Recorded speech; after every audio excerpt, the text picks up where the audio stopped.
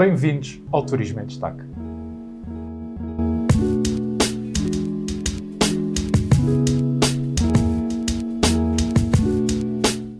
Este novo pacote de apoios veio, é bom que se diga, sobretudo para nós que aqui temos vindo ao longo do tempo a analisá-lo nos vários episódios do Turismo em Destaque, é bom que se diga que é positivo. E é positivo porque desde logo introduz dois fatores que temos vindo aqui constantemente a sublinhar. Um deles é a previsibilidade, ou seja, estamos a falar de um pacote de apoios que se vai estender para o primeiro semestre do ano de 2021. E isso é importante para as empresas porque melhor podem planear as suas atividades. Por outro lado, também introduz um segundo elemento que tínhamos também já aqui enfatizado, que é as comparações, os termos comparativos. Ou seja, vamos comparar 2020 com o ano de 2019. Ou seja, vamos comparar aquilo que é comparável, ou seja, um ano bom com um ano, infelizmente, de crise sanitária.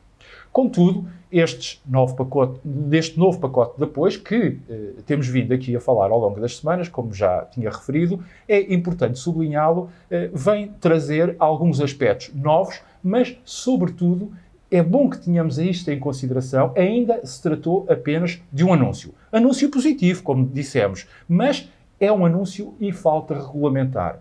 E às vezes, no meio dos detalhes da regulamentação, é que residem muitas das soluções ou das possibilidades, ou neste caso, impossibilidades. E, portanto, vamos hoje aqui apenas dar uma vista de olhos muito rápida àquilo que são realmente os fatores de grande novidade. Já que, por exemplo, algumas medidas, como as do apoio relacionadas com o apoio ao emprego, as chamadas o apoio à retoma progressiva, já aqui tínhamos falado e, portanto, estamos perante um layoff, por assim dizer, mais de acordo com aquele que se verificou na primeira vaga. Ou, por exemplo, as questões ligadas à fiscalidade, que vão permitir que, por exemplo, o IVA, quer mensal, quer trimestral, seja pago em 3 ou 6 prestações durante o primeiro semestre de 2021, também um pouco à semelhança daquilo que já se tinha passado a quando da primeira vaga. Mas as novidades, vamos deixar a maior para o fim.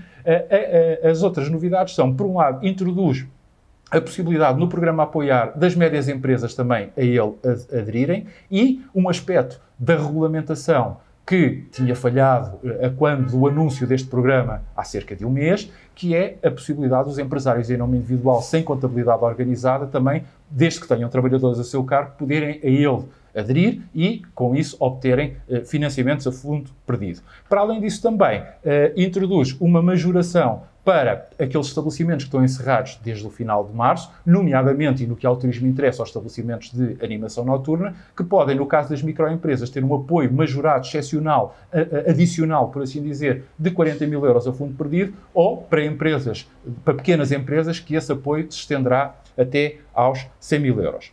Relativamente aos apoios e aos financiamentos bancários, pela primeira vez se possibilita que as grandes empresas também eles aí acedam, e grandes empresas, mas atenção, só dos setores mais afetados pela pandemia, mas aí claramente onde a atividade turística se insere, e ainda também o turismo passa a englobar as linhas de apoio às atividades exportadoras. Algo que, incompreensivelmente, quando estas linhas foram lançadas, não incluíam o turismo.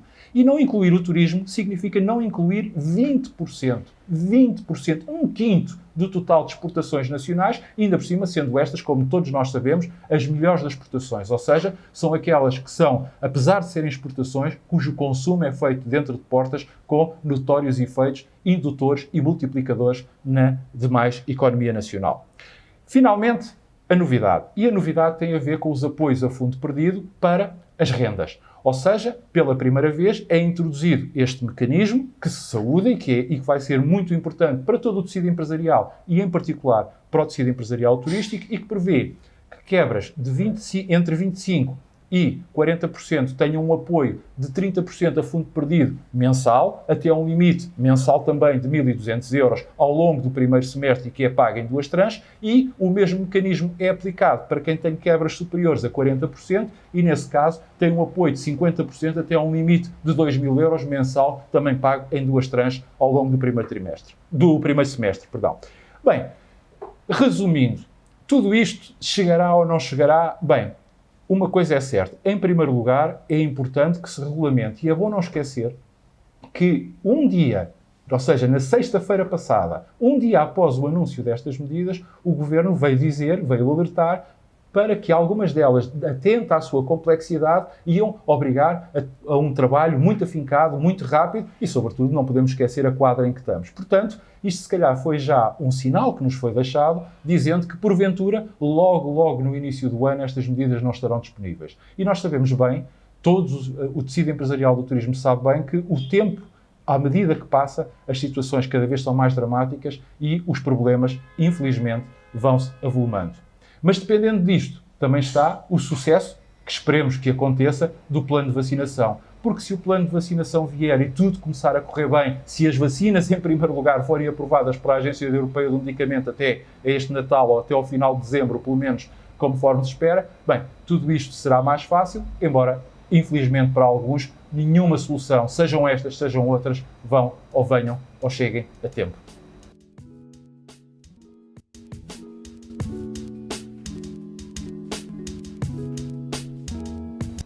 Bem, em primeiro lugar, para que se reative o turismo internacional, e como a pergunta refere bem, é preciso que se uniformizem regras. Hoje em dia, aquilo que assistimos é uma amálgama de decisões, cada Estado optando pelas suas, o que, obviamente, é mais um elemento dificultador de quem pretende viajar. Veja-se, por exemplo, aquilo que acontece nesse grande espaço político e económico onde nos encontramos inseridos, que é a União Europeia. No fundo, temos um pouco cada cabeça a sua sentença e, portanto, todas estas regras não facilitam, não ajudam de forma alguma a que haja deslocação. E, como nós já sabemos, sem deslocações não há turismo. Mas o essencial, o fator crítico, em minha opinião, daquilo que vai acontecer nos tempos mais próximos ao turismo tem a ver, em primeiro lugar, e conforme referia no final da resposta à pergunta anterior, em primeiro lugar, da aprovação das vacinas. Ao que tudo indica, e a julgar pelas notícias que nos chegam, quer do Reino Unido, quer dos Estados Unidos, as autoridades reguladoras estão a aprovar as vacinas. Se a Agência Europeia para o Medicamento também o fizer, isso serão, obviamente, boas notícias. Mas, seguindo-se essa boa notícia, ou eventual boa notícia da aprovação, seguem-se os planos de vacinação. E é bom termos consciência de duas coisas. Não basta que cada país, cada Estado, faça o seu trabalho relativamente aos planos de vacinação. É importante que todos os façam, por uma simples razão. Porque quem viaja, se vier de um país onde o plano de vacinação está a ser bem aplicado, se toda a população está a ser vacinada a tempo e horas e a um bom ritmo, obviamente, por muito que saiba da capacidade de imunização que a vacina lhe permite, obviamente que não vai querer ir ou não vai escolher destinos onde eventualmente se saiba, e hoje as notícias acontecem ao segundo, onde se sabe que os planos de vacinação não estão a correr tão bem. E, portanto, esta percepção de confiança é muito importante. Até lá, o que é que se deve fazer ou o que é que se pode fazer? Desde logo apostar nos chamados testes rápidos, ou seja, os testes de detecção de antigénios, quer nos locais de origem, quer nos locais de destino, que é mesmo durante as estadas ou as viagens. Porquê? Porque hoje em dia são testes mais baratos e são testes, sobretudo, que dão um resultado quase imediato e que tiveram uma evolução do ponto de vista técnico, do ponto de vista científico, muito grande e que já fornecem resultados bastante bem afinados e bastante próximos daquilo que é a realidade, ou seja, com uma margem de erro muito minuta. Por outro lado, isso também permite que as empresas turísticas possam testar, e nisso devem ser apoiadas, já que o referimos em anteriores programas.